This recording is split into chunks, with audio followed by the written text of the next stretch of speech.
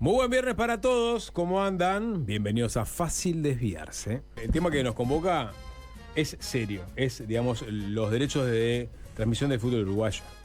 Ustedes saben que estamos en el pleno proceso de renegociación de quiénes se hacen de esos derechos, tanto de la producción audiovisual como también de la transmisión por los diferentes medios, sea streaming, los cableoperadores, quién se hace cargo de la parte comercial. Millones y millones de dólares, ¿no?, que año a año mueve el balón. Quizás la industria más prolífica y prominente de nuestro país, el fútbol, ¿no? La principal... vos vendés no creo.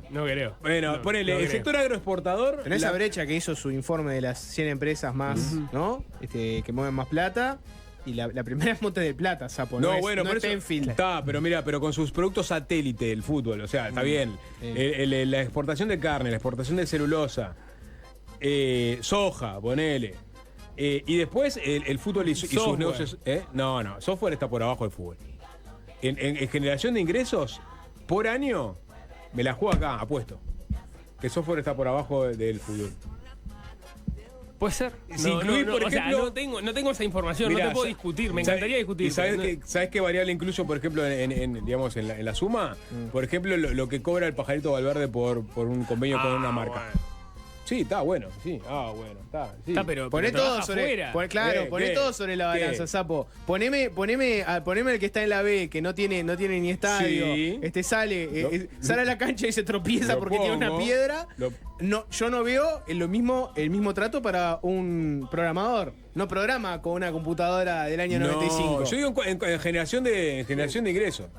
O sea, ¿Y quién gana más, un programador o un futbolista uruguayo? En promedio. ¿Gana más el operador? Un futbolista uruguayo. No. Bueno, si tomás la A y la B. Tomo todo, Sapo. No hago el corte que a vos te sirve. Hago el corte universal. Si tomás la A y la B, gana más el jugador de fútbol que el programador.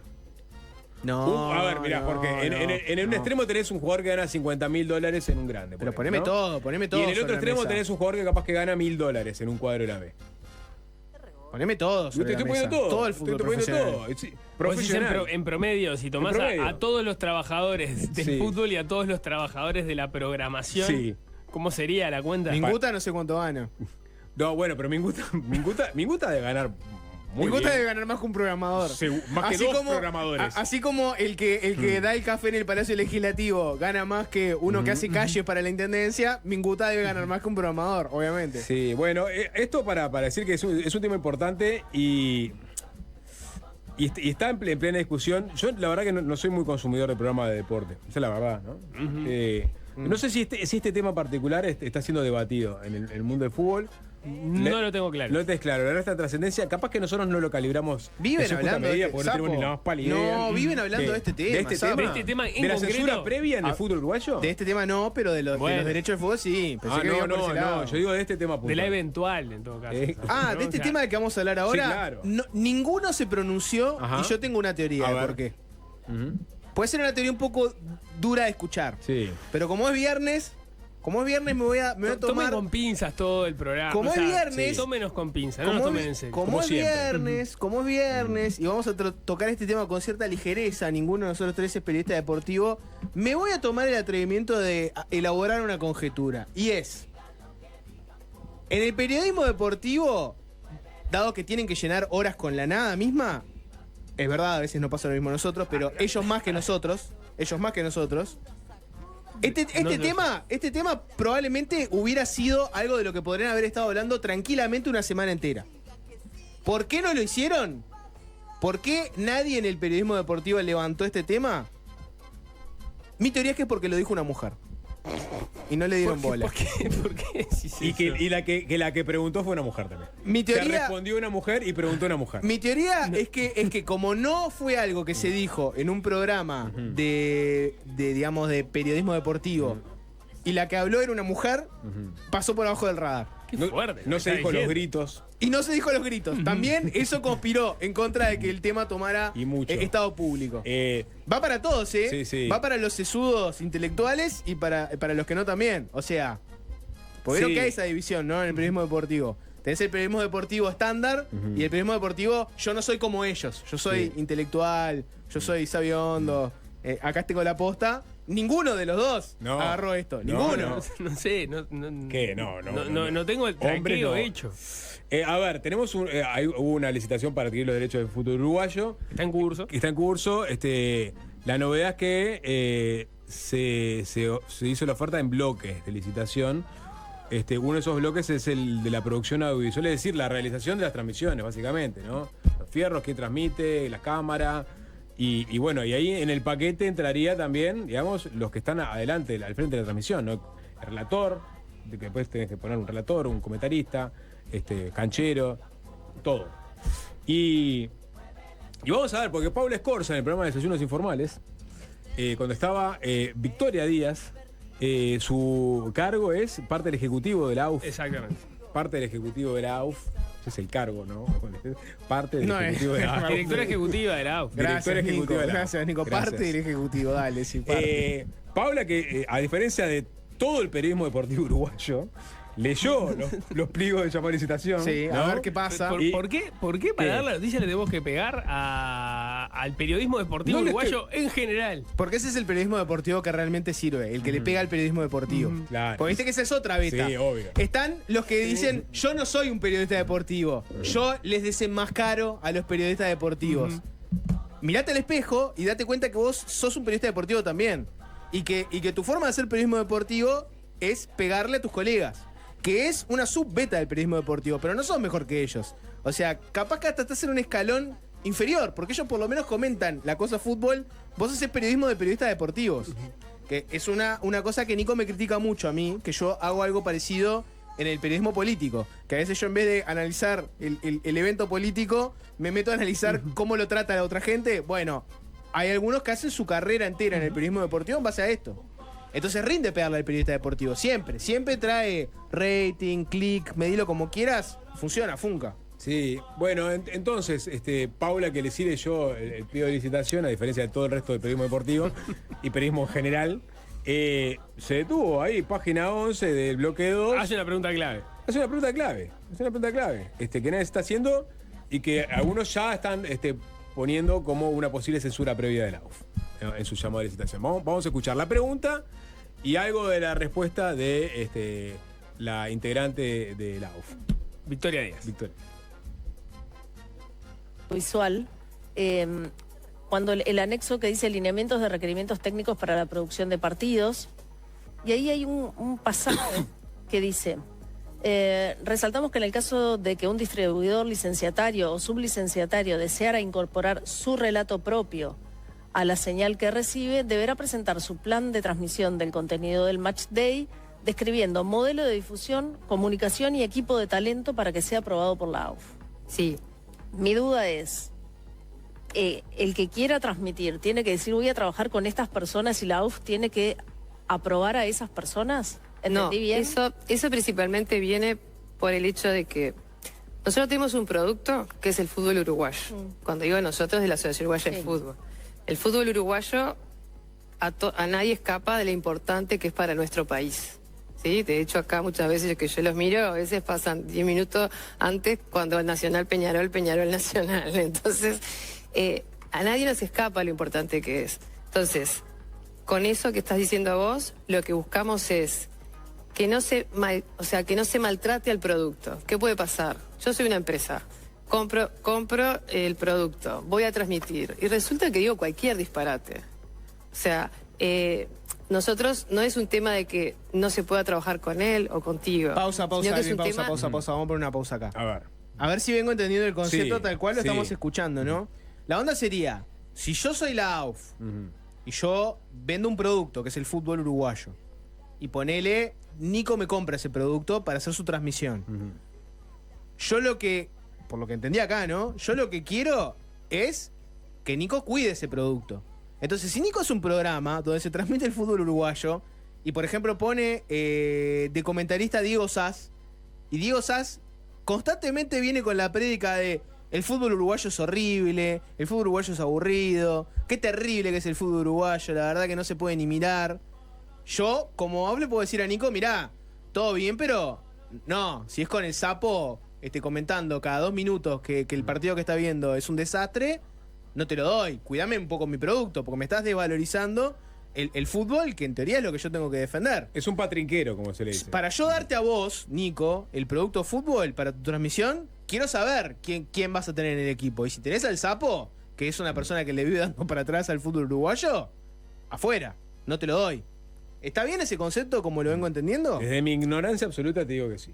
Suena eso. Nico no se va a jugar porque no lo tiene muy claro. Se puede interpretar de esa forma. Se puede interpretar no sé si se le alcance, pero sí, lo que dice se interpreta de esa forma. Es interesante cómo de alguna forma se va entendiendo un poquito más a medida que se da la conversación, donde primero son Paula y Victoria las que intercambian, pero lentamente entra un indignado Leonardo Abercon diciendo, ojo, pará, acá estoy. Bueno, censura. Bueno, censura acá. Vamos a seguir escuchando. Que se respete, digamos, el mensaje de lo que el fútbol uruguayo quiere y necesita. ¿Y cómo haces para aprobar o no? O sea, ¿en base a qué aprobás o no a un equipo de comunicadores? Más que al equipo, lo que se aprueba es lo que se va a decir. Lo que no puede pasar es que haya un partido y diga que esto es un desastre, esto es una porquería, el fútbol... Pausa acá. Ahí es parte de lo que no entiendo. Porque cuando se lee el pliego, lo que lee Paula da la impresión de que trata sobre, bueno, lo que llaman los talentos, digamos, de quiénes son las personas que van a estar. Pero la respuesta de Victoria Díaz va sobre las cosas que se dicen. Entonces, la duda que se te genera es las cosas que se dicen en presente o las cosas que se dijeron antes con la cual vos entonces aceptás o no aceptás a ese equipo de talentos que eventualmente se te propone, ¿no? Al equipo de periodistas. Yo te leo como dice, digamos, el párrafo, ¿no? En caso de que un distribuidor licenciatario de sublicenciatario deseara incorporar su relato propio a la señal que recibe, deberá presentar su plan de transmisión del contenido del match day, es decir, del día, ¿no? Describiendo modelo de difusión, comunicación y equipo de talento para que sea aprobado por la AUF. Es decir, cada partido, previo a cada partido, tenés que presentar la lista de talentos. Entonces vos tenés antecedentes de que que Yeltsin está dando para atrás volvemos al ejemplo antes, Sapo. Volvemos al ejemplo antes. Capaz que te pueden presensurar. No está muy claro. Volvemos al ejemplo antes. Yo soy la AUF. Le vendí el producto fútbol uruguayo a Nico para sus transmisiones. Nico, cuando hay partido, me tiene que decir, mirá, para este domingo, partido tal, relatan fulano, mengano, sultano, comenta Diego Sass. Y ya puedo decir, Nico, ¿no te había dicho que el Sapo, que todo el tiempo vive diciendo que el fútbol uruguayo es una porquería, que todos los jugadores juegan horrible, que le viene dando para atrás salvajemente al fútbol? ¿No te dije que no? Javier Díaz, por ejemplo, que no. Que es resistido por la AUF, tengo entendido. No sabés. Ese es Fabián Meses. No sabés. Sí. Es una censura previa. Lo que pasa es que cuando vos lees te queda la duda de cuál es el alcance, ¿no? Porque vos podrías decir en ciertas ámbitos o en ciertos temas, vos capaz que querés establecer algunas condiciones, que no son condiciones editoriales. Por ejemplo, pueden ser condiciones estéticas, Sapo. Con la remera, si van a hacer una transmisión, van a levantar y en determinado momento vas a aparecer vos, no me vengas con la camisa de Motorhead. ¿No? O sea, que el fútbol uruguayo no aparezca con... no es del palo el fútbol. Hacelo como lo hace todo el mundo. Podría ser discutible, no digo que no, pero entiendo que determinadas condiciones vos podés querer eventualmente cuidar a la hora de si alguien te va a levantar la transmisión y va a ser una transmisión acoplada a eso. ¿Vos tenés intereses creados? Porque claramente lo que ahora, claro, pero a eso es a donde voy. Sí. La explicación va directamente a lo editorial. Exacto. Y ahí es donde hace un ruido enorme la explicación, porque sí suena a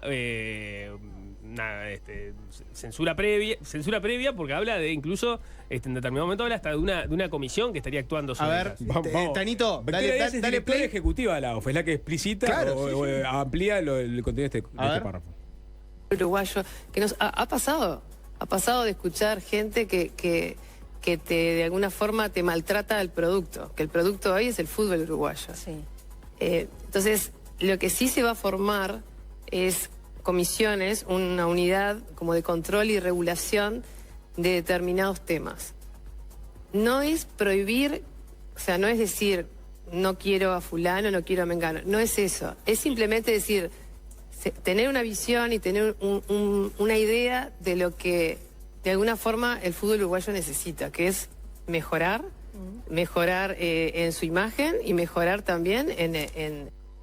Pausa acá. Pues acá ya se está acomodando Levabar con o sea, sí, o sea, ya se está acomodando. Pará, la pregunta original, ¿cuál era? La pregunta original era, ¿la AUF está queriendo de alguna forma censurar a comunicadores que tengan opiniones que no les gusta sobre el fútbol uruguayo? Esa es la primera pregunta, ¿no? Si la AUF ahora en el pliego de los derechos, de alguna forma quiere establecer algún tipo de censura. La pregunta era, me parece, si uno lee el texto que lee Paula, sobre todo si había algunos nombres que iban a estar vetados, porque habla concretamente de que se deberá presentar su plan de transmisión del contenido del partido del día, describiendo modelo de difusión, comunicación y equipo de talento para que sea aprobado por la AUF. Entonces, bueno, ¿cuál es el alcance de esa red, de eso que tiene que aprobar la AUF sobre el equipo de talento? ¿No? Me imagino que la pregunta venía por ahí. Lo que pasa es que la explicación va mucho más allá y entra en la mirada que se dé a propósito del fútbol uruguayo. Claro, pero lo que dice esta directiva de la AUF, que me parece interesante analizarlo así como esquema, ¿no? Es, mi trabajo es defender el fútbol uruguayo. Yo quiero defender el producto fútbol uruguayo. Que eso está bien, se entiende, y es razonable, porque si vos sos la Asociación Uruguaya de Fútbol, querés defender el fútbol uruguayo. Ahora, ese no es el trabajo de los periodistas que lo van a abordar. El trabajo de los periodistas que van a, no sé, hacer una transmisión, no es defender el fútbol uruguayo. Capaz que su trabajo a veces puede ser criticarlo, o criticar a la AUF. O no sé, yo qué sé. No tiene. Le está pidiendo a los periodistas que cuiden el producto cuando ellos, en teoría, lo que tienen que hacer es analizar el producto. No nos vamos a meter hoy en cómo los periodistas deportivos uruguayos analizan el fútbol uruguayo, si lo analizan bien o no. No es lo que vamos a discutir ahora. No tengo los elementos para discutir eso. Pero a lo que voy es que vos no le podés poner. Es como que, no sé, viene. Vamos a llevarlo al periodismo político si querés, ¿no? Viene un político y Nico pide nota en desayunos. Quiero llevar a fulanito de tal. Y te dicen desde su partido, no, Nico, contigo no hacemos notas porque no me lo cuidás. El trabajo de Nico no es cuidarlo. El trabajo de Nico no es cuidarlo. Alguien habló que esto es muy parecido al aditivo que quiso poner Cabildo Abierto en la ley de medios. ¿Se acuerdan? Cuando iba a haber un monitor de reglas de cómo si trataban ecuánimemente o no los temas en los programas periodísticos. Vamos a escuchar un poquito más a la directiva ejecutiva Díaz para que se explaye un poco más sobre el párrafo de la polémica a esta altura del partido, siendo viernes 14 de noviembre. Viernes. El párrafo de la polémica del fútbol uruguayo decía Díaz lo siguiente. En el mensaje que damos. Pero también se está bordeando la libertad de expresión. Claro. No, porque si alguien no cree que esa. es una porquería y le parece lo que está viendo que es una porquería, tiene derecho a decirlo.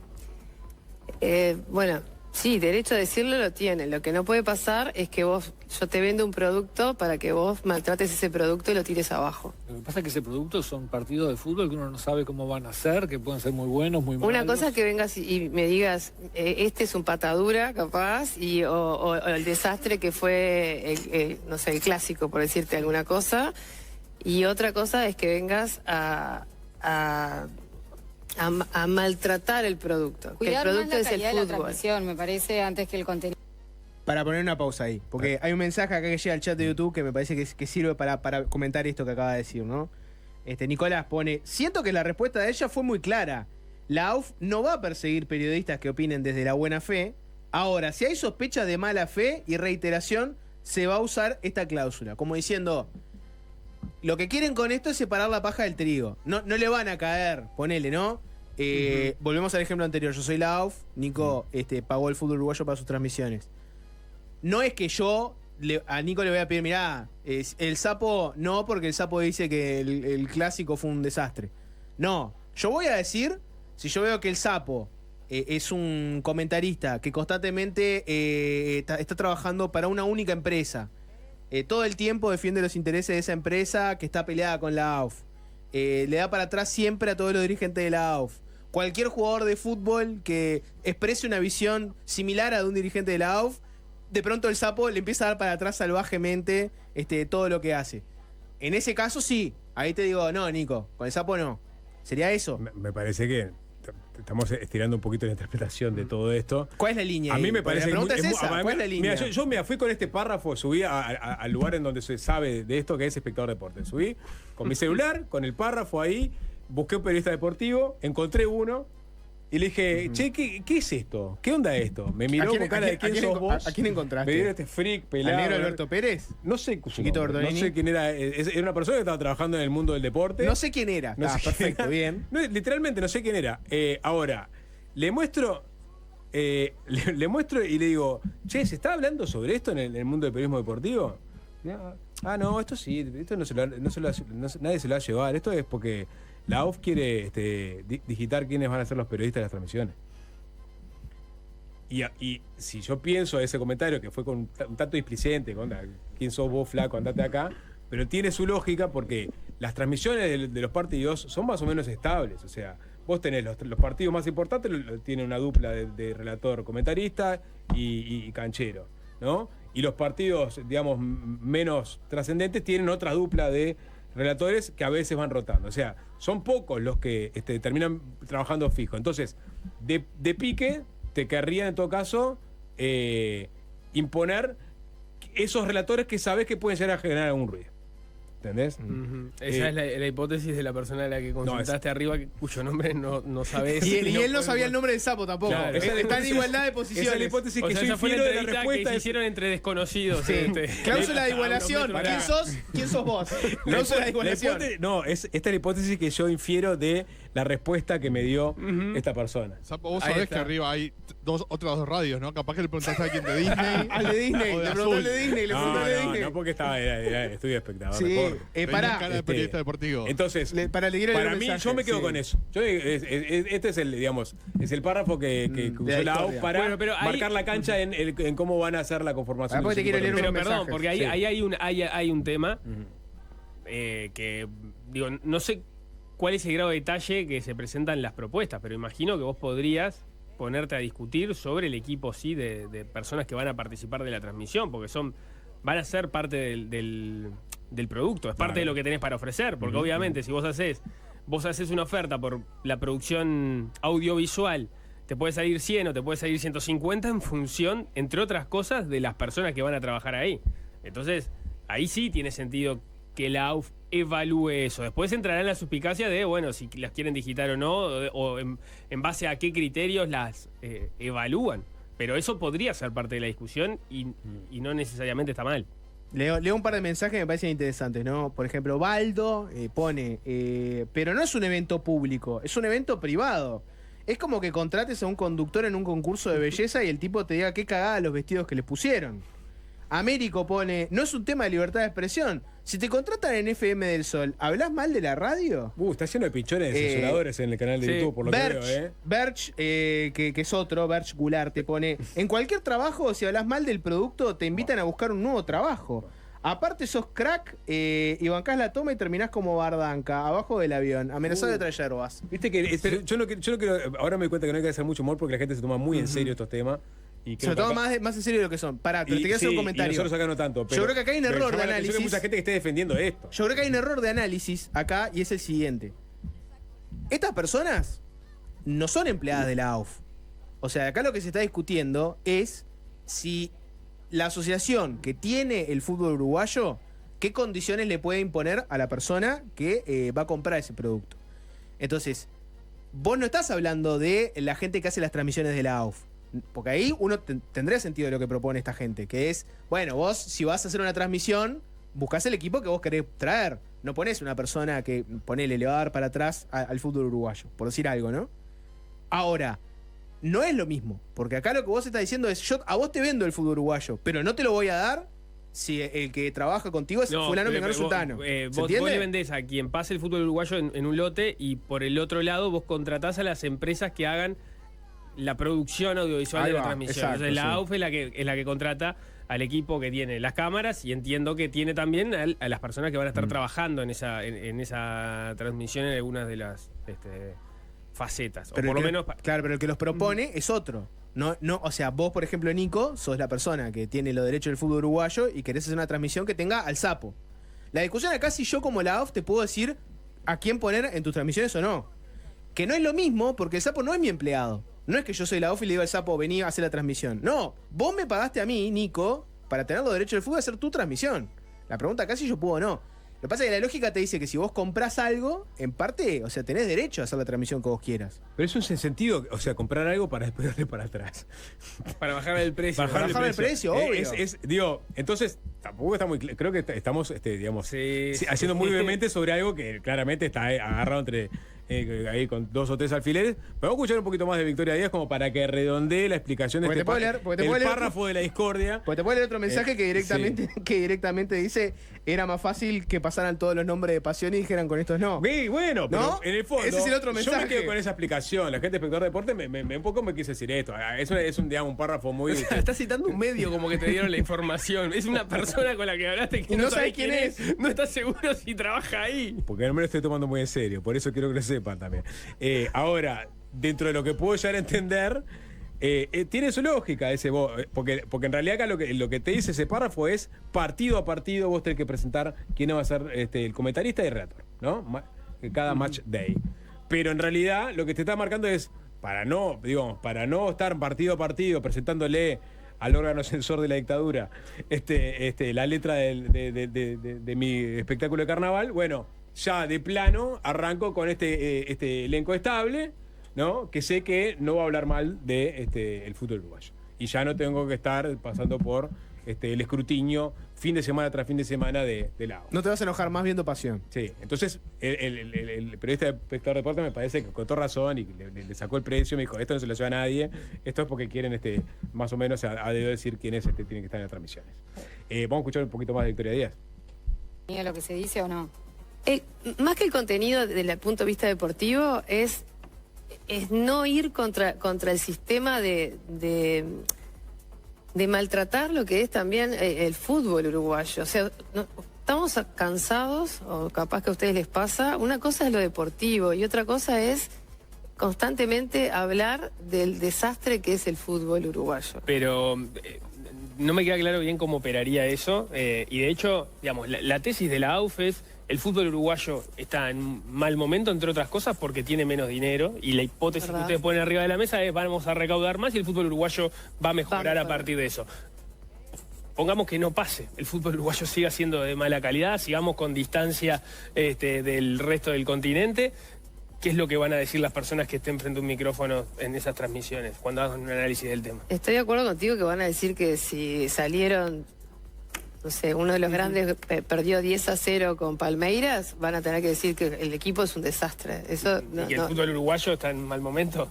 Bueno, la idea es, como te decía, va a haber una comisión que de alguna forma regule ese tipo de cosas.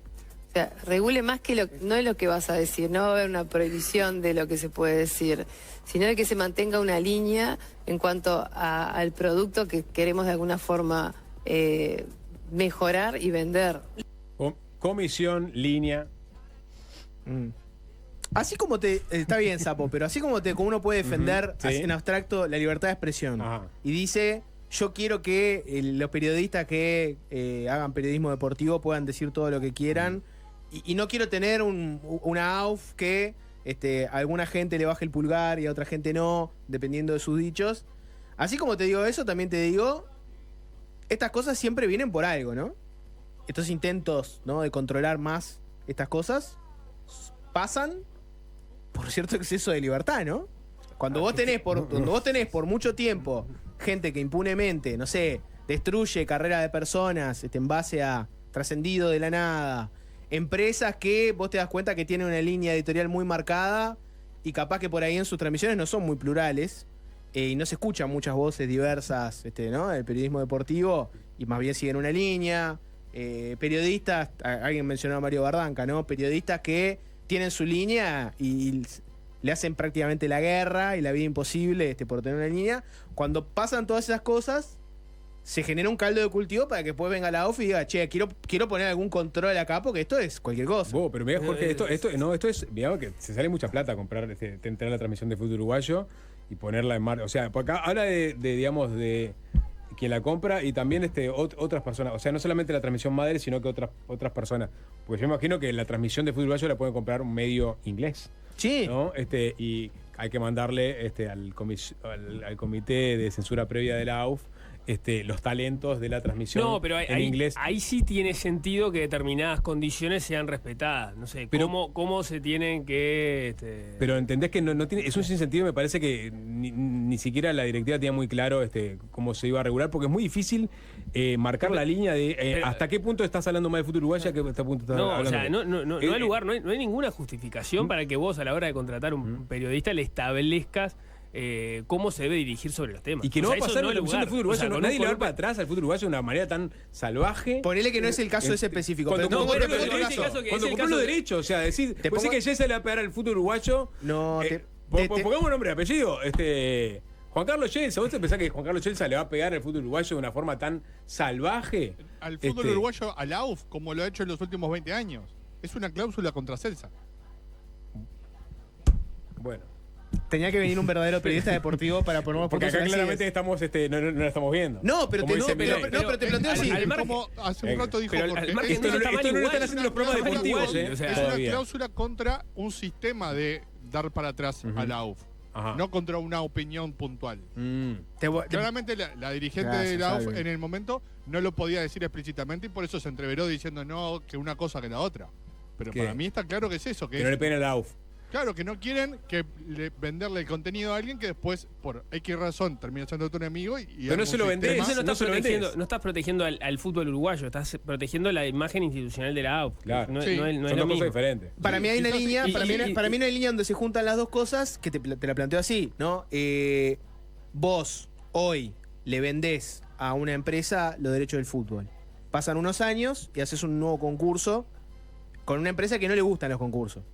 Y vos ves que la gente que de pronto tiene el fútbol uruguayo y por eso su pantalla está muy caliente y la gente lo consume, le da para atrás al producto porque le quieren bajar el precio porque lo quieren pagar barato. No, Y te dicen, no, para el nada. fútbol uruguayo no vale eso, vale muchísimo menos. Esto que dicen los dirigentes de la AUF de cuánto vale el fútbol es un disparate. Pero- Nadie pagaría esto. La verdad que vale muchísimo menos. ¿Vos no querrías tener algún tipo de control para que no pase eso? Porque es casi una competencia desleal. Pero primero, yo ya dije, me parece que a la hora de, por ejemplo, cuando vos evalúes las propuestas y las propuestas vienen con nombres, eso me parece que es algo que, en definitiva, no podés, no le podés escapar Es a inevitable, a decís. que se pueda hacer. Distinto es una comisión Sí, está bien, posterior está que bien. analice las opiniones La que comisión. determinados periodistas van a verter. Que va a controlar en lo las que se va a transmisiones. decir. Literalmente lo dijo Victoria. Claro, o sea, eso me parece que si resignamos esa parte de la discusión, bueno, hay algunos casos donde eso está bien. No, si hay un periodista que quiere decir que 22 es menos que 44, o los que sean, después es esa persona la que va a tener que enfrentarse a mantener la confianza con la gente porque dijo que 22 es menos que 44 cuando todo el mundo sabe que no, que vos sumás que 44 es el doble de 22. Entonces, ahí es donde se trabaja sobre la confianza del periodista, pero cuando vos una vez que lo pones al aire tiene que tener libertad para opinar lo que Bueno, quiera.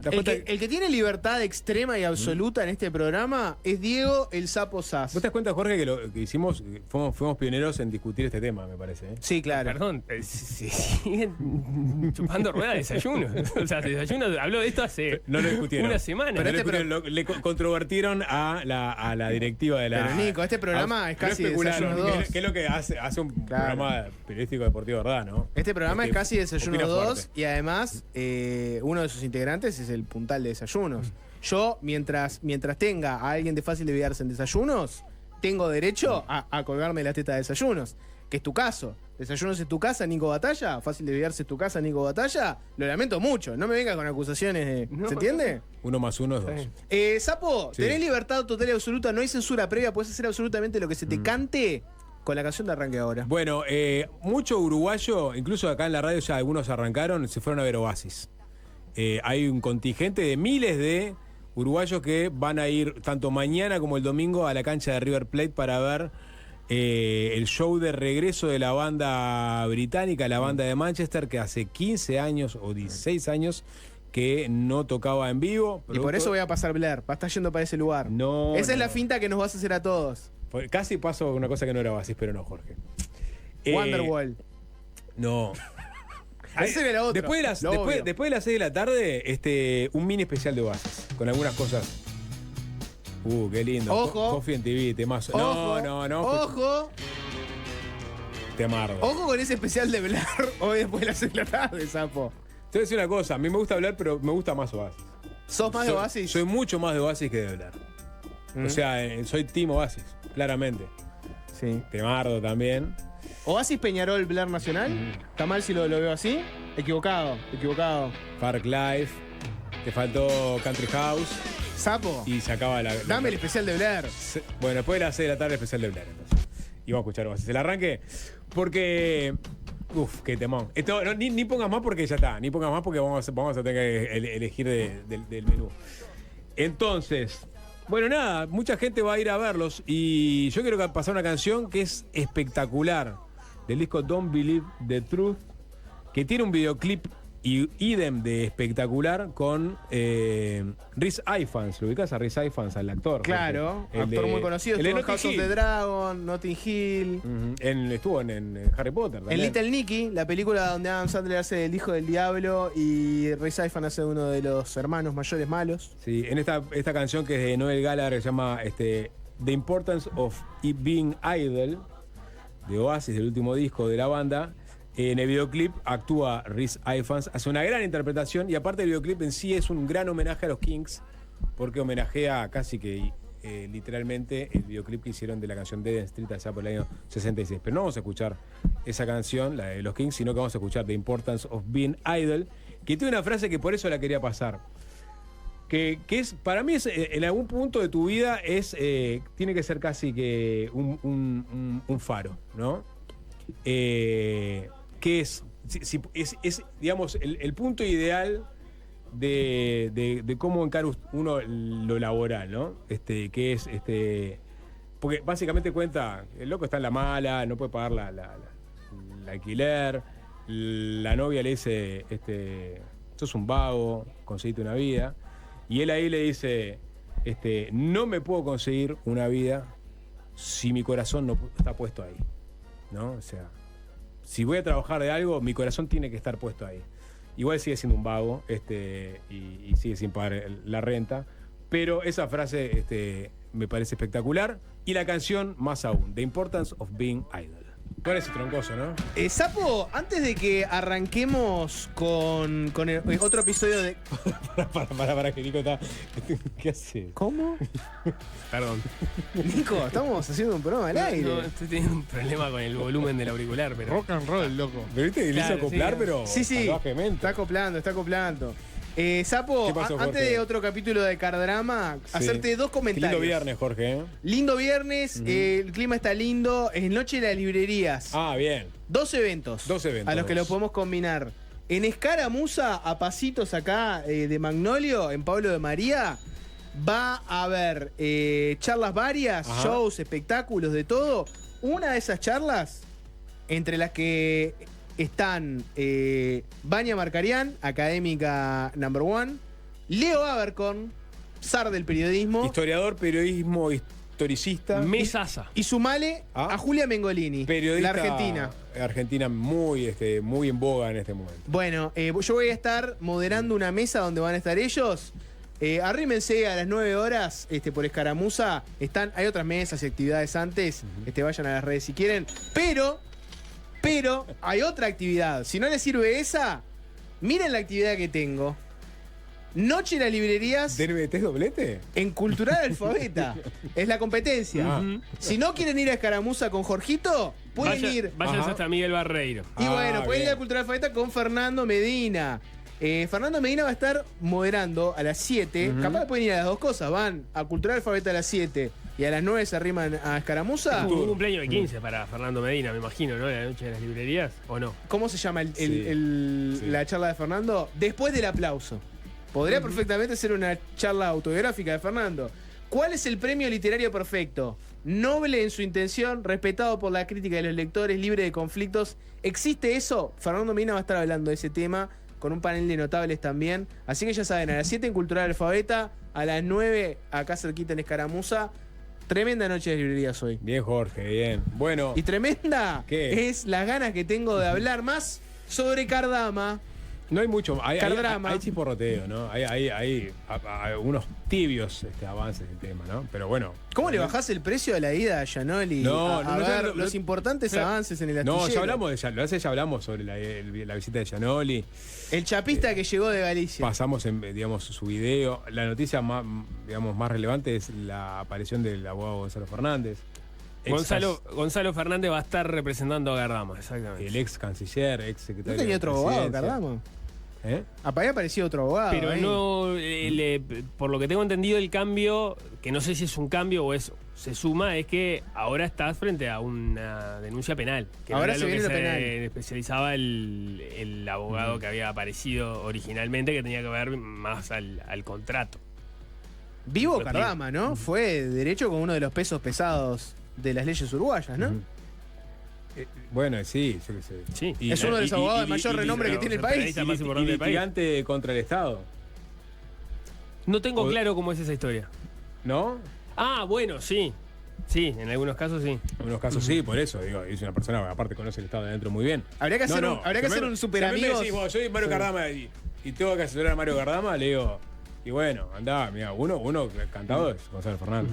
Pero habló Orsi también, ¿no? A propósito del tema. Si les parece, vamos a escuchar lo que decía el presidente de la República. Pará. No le des play, Tanito. No le des play. Aguanta. Momento de hablar del look. Vayan a la transmisión de YouTube, entran a Del Sol, la policía de la moda. ¿Es un presidente de Centroamérica? ¿Es un presidente venezolano? A mí me da Nicaragua. Me tira Nicaragua, me tira El Salvador. Pero estaba al rayo del sol. ¿Qué quieren que haga? Acá se usa viserita, Jorge. Nico. En Uruguay no pero es mucho más elegante. Es un sombrero así que A ver, ¿quiénes usan este tipo de sombrero? Frati, Julio María Sanguinetti. Sí. Y ahora Yamandu Orsi. Y capaz que Jorge Valle usaba en algún momento uno de estos sombreros. ¿Es un sombrero Panamá típico o no? ¿O me equivoco? Este sombrero me da oligarca. Bueno. La pongo sobre la mesa. Sí. Lo pongo sobre la mesa. Este sombrero me da oligarca. El color.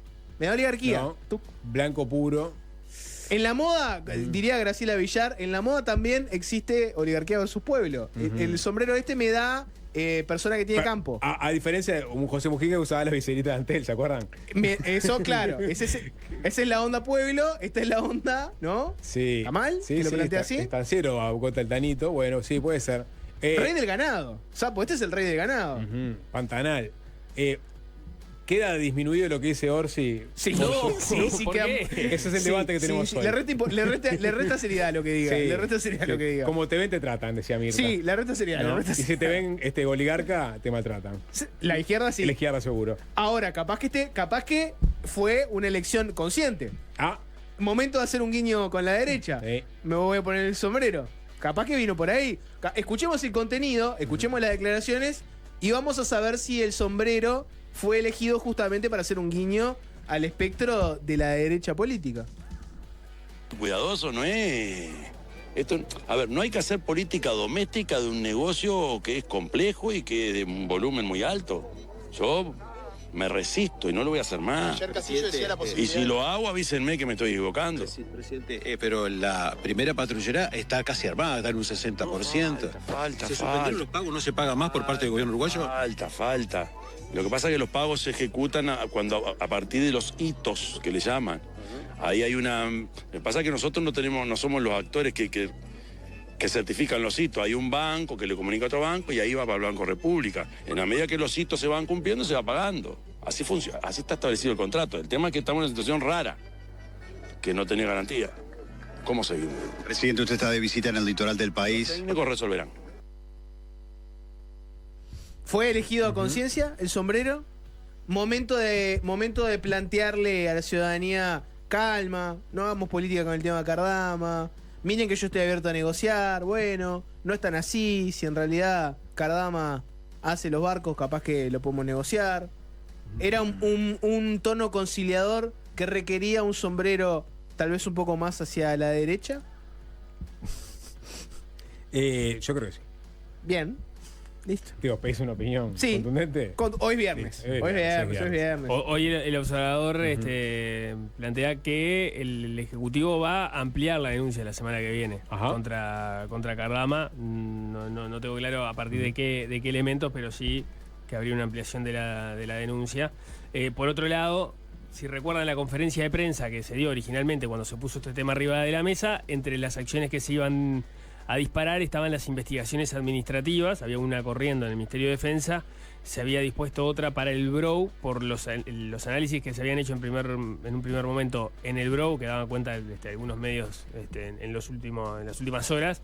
No se encontraron irregularidades en la forma en que se terminó pagando desde el BROU a Cardama, que tiene que ver con eso que planteaba Orsi sobre los hitos. Hay una calificadora, una certificadora que es la LOIS, una certificadora internacional. Cardama comunica a la LOIS los avances que va teniendo de obra.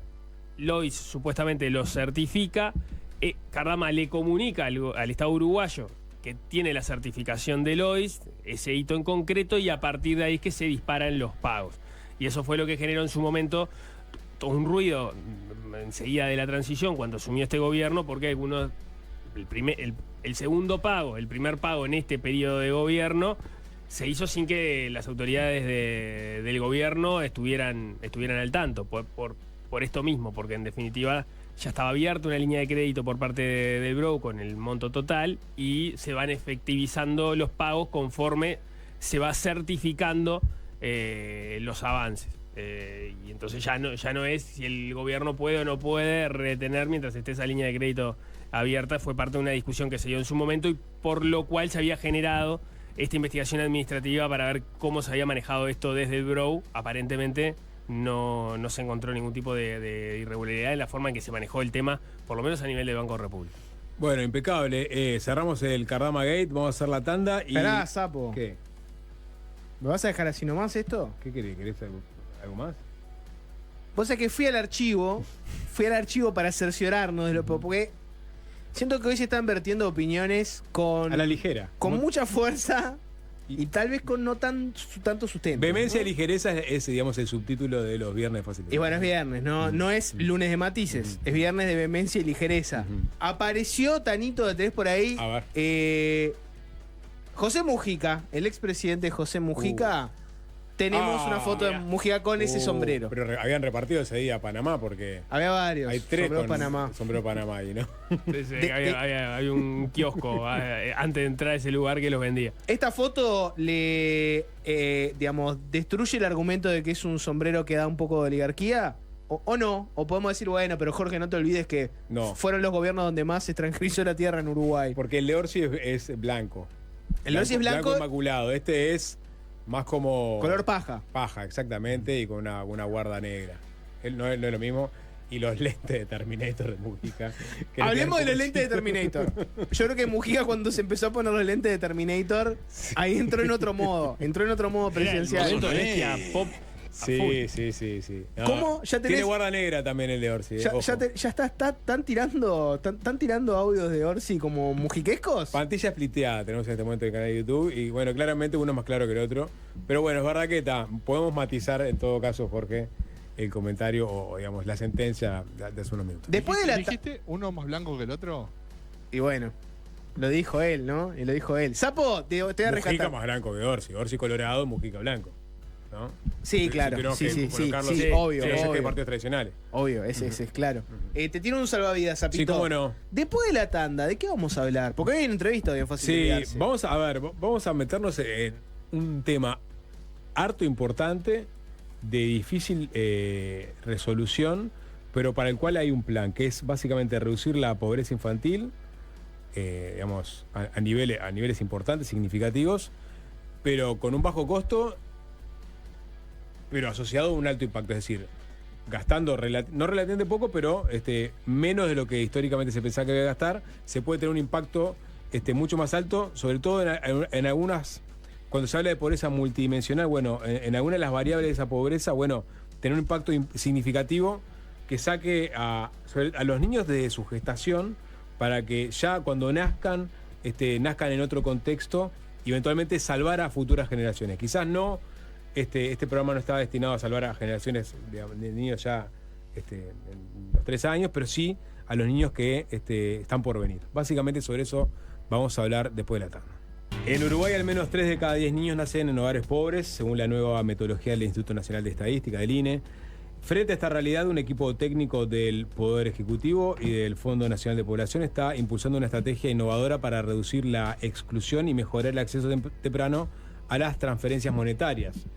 Cuando una mujer realiza su primera consulta perinatal, el registro médico combinado con datos que el Estado ya posee permite predecir con alta precisión si ese bebé nacerá en un hogar pobre. Sin embargo, hoy una de cada 7 familias que debería recibir asignaciones familiares no las recibe, y a casi la mitad de quienes sí acceden, la ayuda les llega tarde. Este es un diagnóstico que tuvimos y se repitió durante la administración pasada. Corregir estos errores de exclusión y de timing podría reducir 2 puntos porcentuales la pobreza en los bebés recién nacidos, lo que equivale a unos 600 niños menos en situación de pobreza cada año.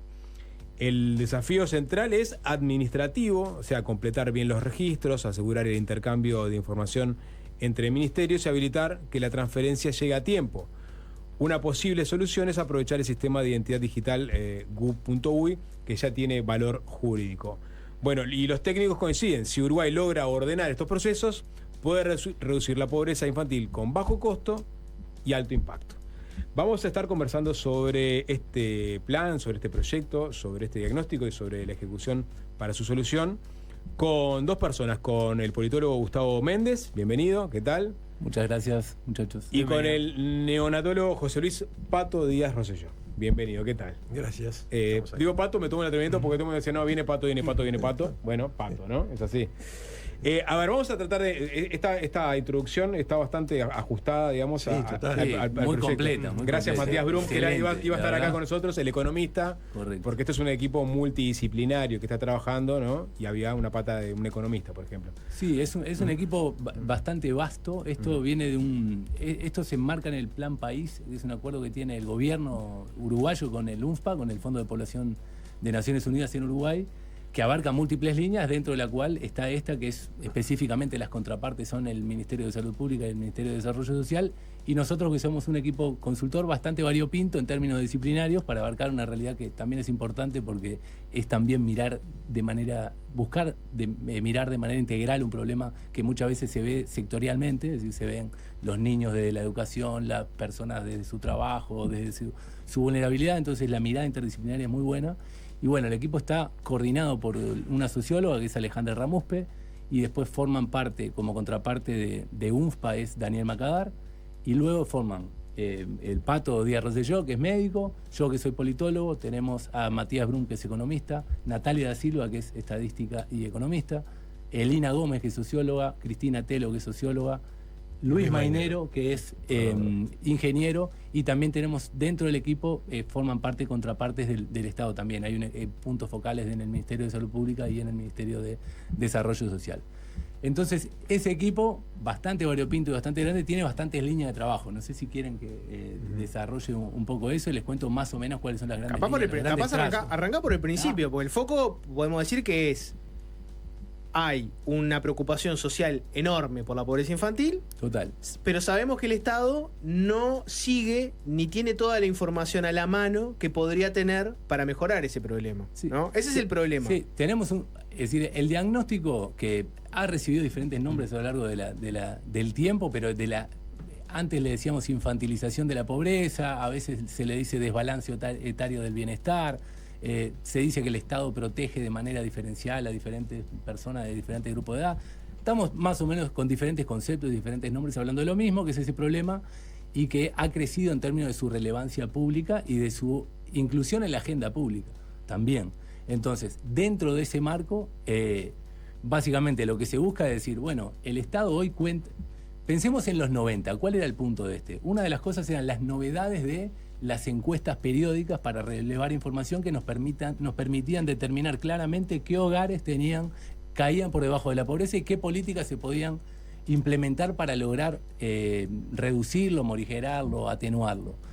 pensemos en los niños donde se concentraba la pobreza, que nosotros no teníamos ninguna prestación, Uruguay no tenía ninguna prestación no contributiva, es decir, no vinculada al mercado de trabajo. Eso recién empieza a cambiar.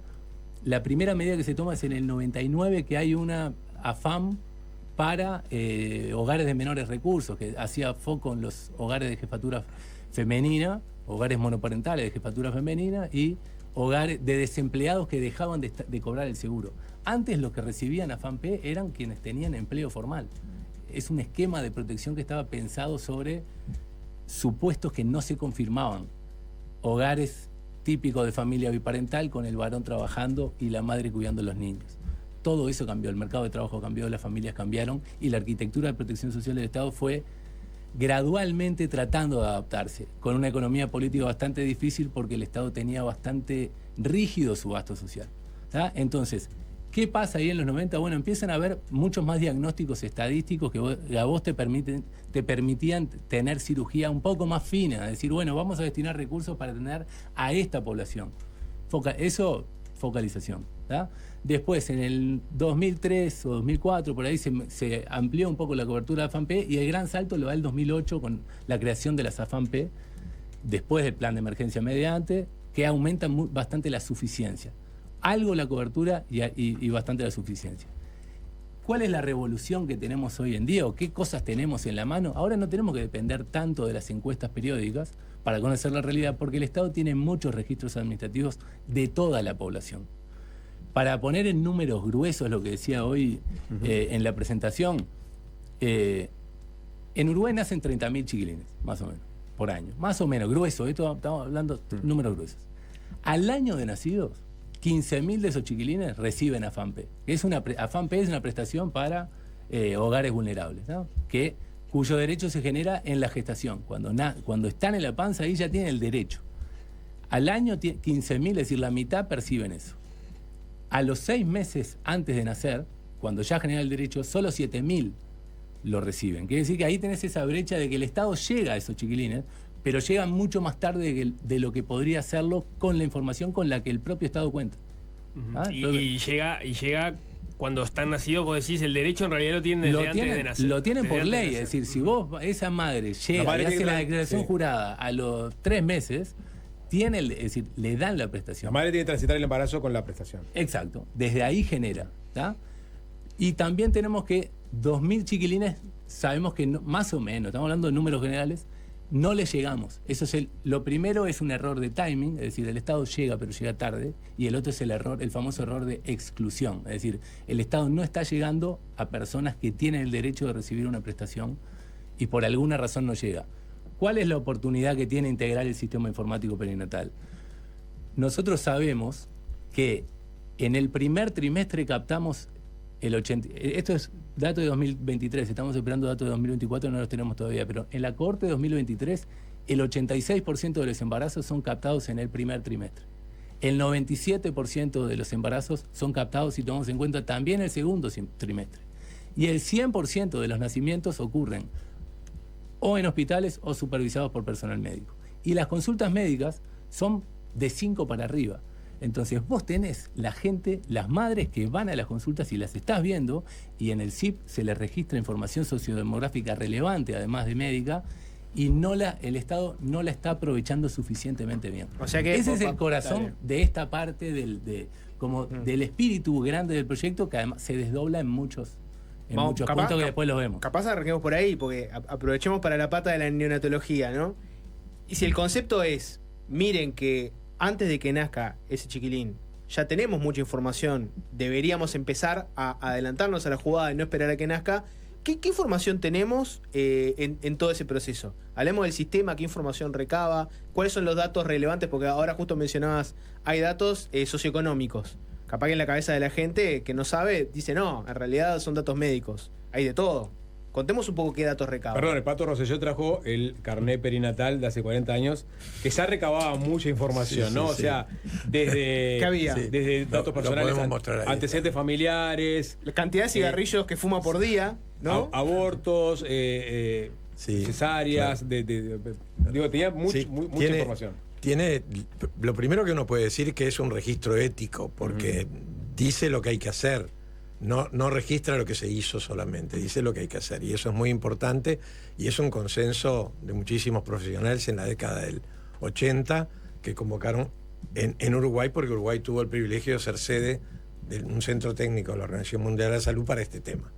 El Uruguay gana enormes posibilidades, más allá de que el registro existe desde el 84, cuando se hace la identidad universal al nacer en el 2010, porque eso permite salir para el tema de mujeres, gestantes y niños, salir de las encuestas para pasar a una epidemiología totalmente moderna de cohortes, donde por la identidad uno puede trazar al individuo a lo largo del tiempo si tiene información vinculada por identidad. O sea que eso creo que es muy, muy importante, porque todo esto se puede hacer en la medida que uno pueda, con las nuevas herramientas informáticas, tener interoperabilidad. O sea que cuando uno ingresa en un lugar una información, la interoperabilidad planificada permite que esa información llegue a varios lugares a la vez.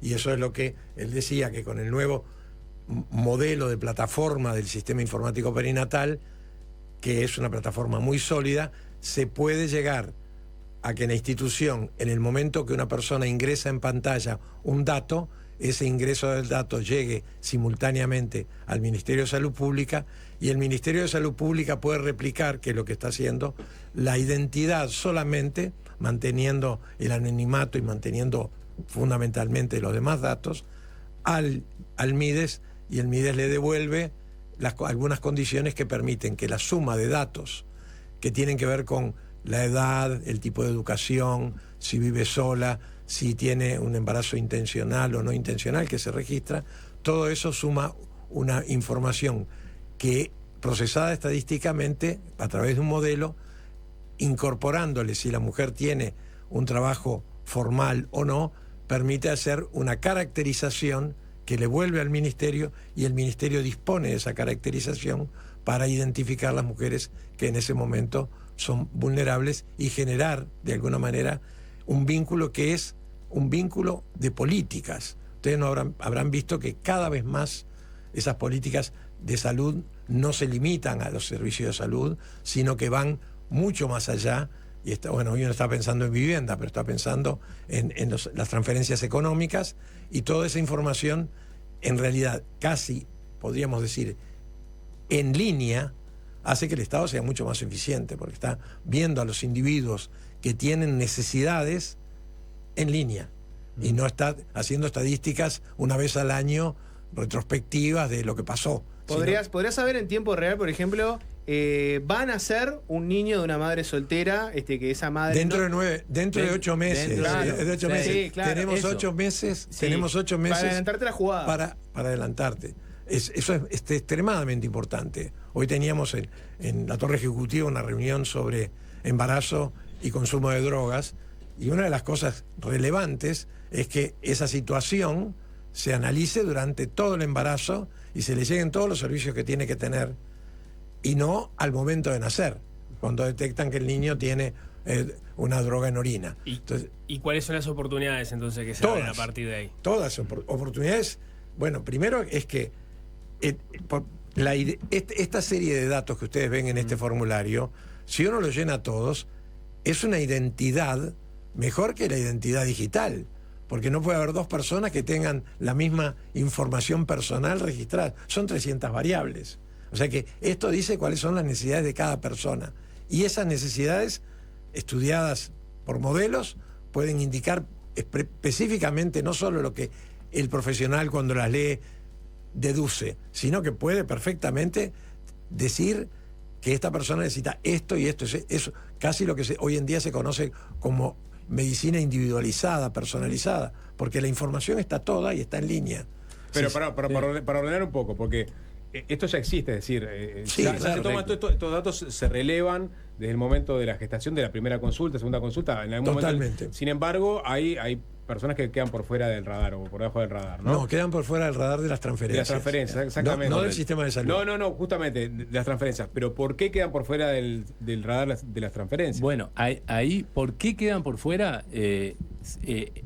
Varía de acuerdo a a las edades también, pero el error de exclusión es algo que por alguna razón esas personas que tienen las características no llegan a hacer hoy en día la declaración jurada para poder acceder a esas prestaciones, no llegan a conectar con el sistema de protección.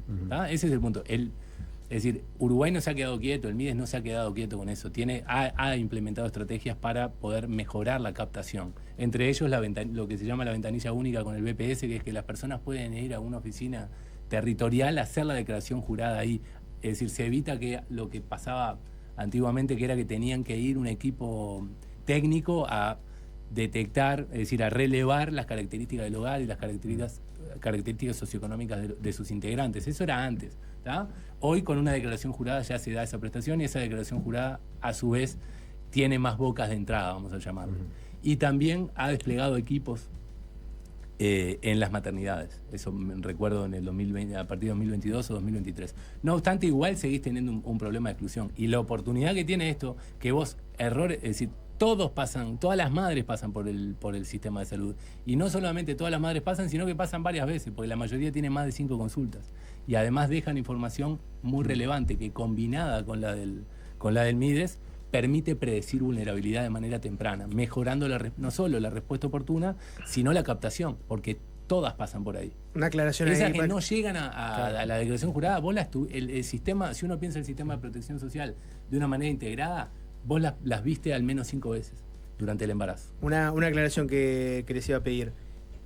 Cuando vos vas a tu médico, por lo general, cuando le das información, tu asunción siempre es que es una información que queda reservada. Por supuesto, confidencial. ¿Cómo pasa en este sistema?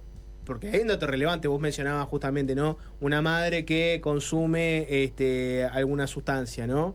Capaz que te lo reporta como médico porque dice, bueno, queda acá entre nosotros dos. Capaz que si pasa a formar parte de un sistema en el cual hay un algoritmo que puede llegar a ver eso y predecir determinadas cosas vinculadas a su hijo, capaz dice, bueno, entonces por la duda no lo cuento esto. ¿Cómo se maneja el tema de la privacidad acá? Se mantiene la privacidad y el anonimato. En realidad ahí no es capaz que no entra en el algoritmo. Claro, capaz que diferenciar dos cosas, porque esto sirve para ordenar también hacer un poco la historia de este proyecto. La historia de este proyecto tenía varias líneas que eran: una, la implementación del CIP+, pasar este papel a información en tiempo real.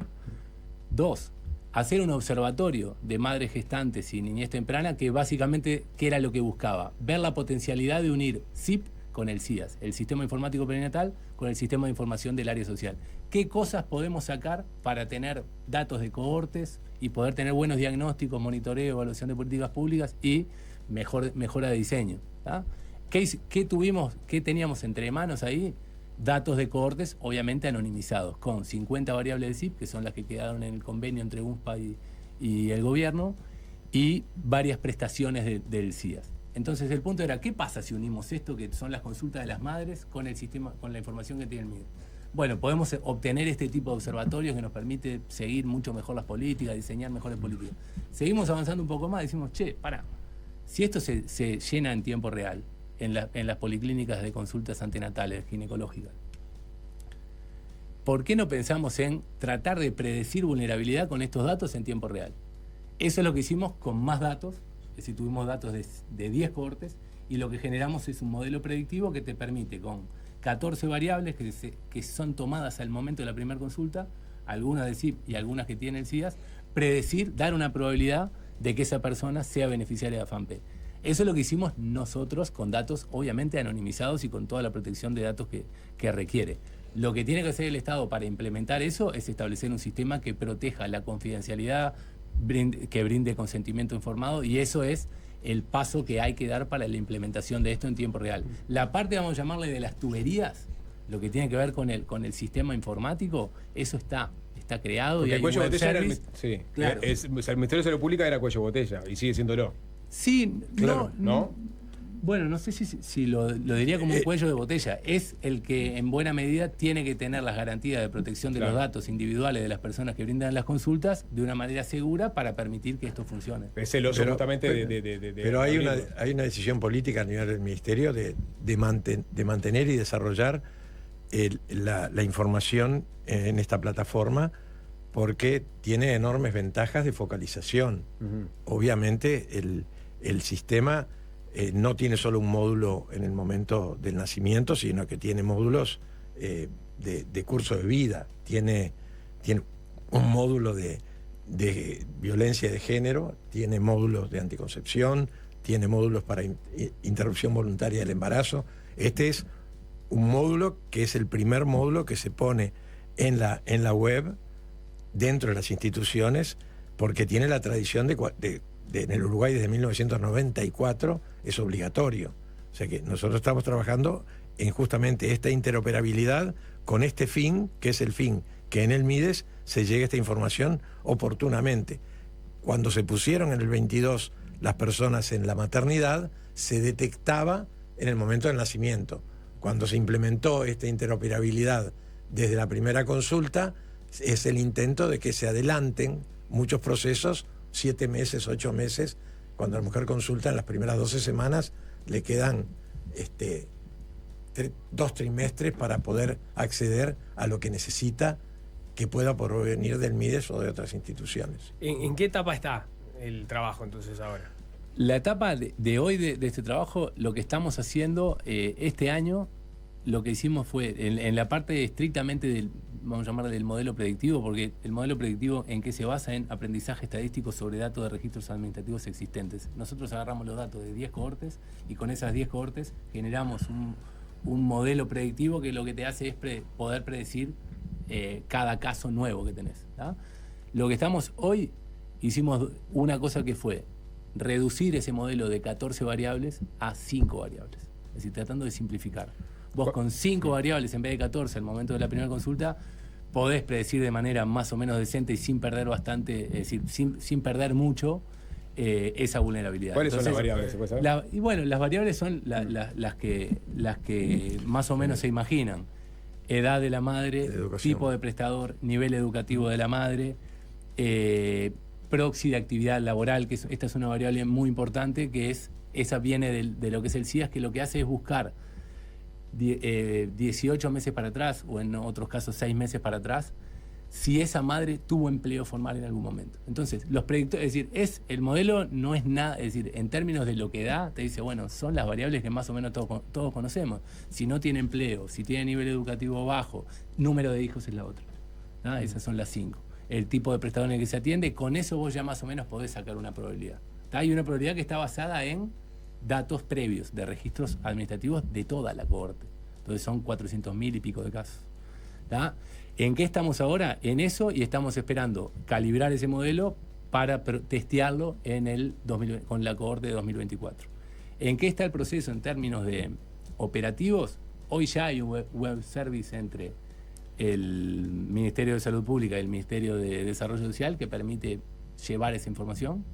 Lo que falta de manera importante es terminar de efectivizar, pero entiendo que lo que decía el Pato hoy de la voluntad política, de eso, del consentimiento informado, del pasaje de datos. Y el punto más grande en esto es lograr que efectivamente los datos del CIP se llenen de manera completa y online en el momento de la primera consulta. Que eso es algo que nosotros tenemos. Algunos relevamientos vamos a llamarle, del problema de timing en la carga de datos y de la completitud de los datos, que son, en completitud de datos estamos muy bien, es decir, en términos de que nosotros empezamos la cohorte de 2013, agarramos la cohorte de 2023 y las variables clave, esas 14 iniciales, todas tienen un nivel muy bajo de no llenado, ¿tá? El problema es cuándo se llenan. Muchas veces pasan que se llenan al momento del nacimiento. Lo que se tiene que lograr, y eso es el trabajo que puede contar Pato del C+, de online, claro, es que llenen en el momento de la primera consulta, sí, los equipos médicos. Esa historia. Hubo una intención inicial de que esto sirviera para que la atendieran mejor y quedaba en papel. Y las estadísticas se pasaban al final del embarazo, cuando terminaba el parto, se llenaban en una computadora con sistema de OS. Luego se empezaron a hacer, con sistema Windows, se empezaron a llenar, y algunos con red viva, con red fija, se podía llenar desde varios terminales en un servidor central. Pero todo eso, lo que exigía el Estado, el Ministerio de Salud, era que llegaran después del nacimiento completas. Y de esa manera tenía la posibilidad de estudiar la epidemiología y los resultados, la carga de problemas, las intervenciones y los resultados, que es lo que dan estos datos analizados. Se hizo incluso en la plataforma para que las propias instituciones pudieran tener una herramienta analítica que le diera los reportes automáticos. También cada institución, y esto se hace en una cantidad enorme de países de América Latina y del Caribe, que tienen las propias instituciones tienen los reportes automáticos de los datos que ingresaron.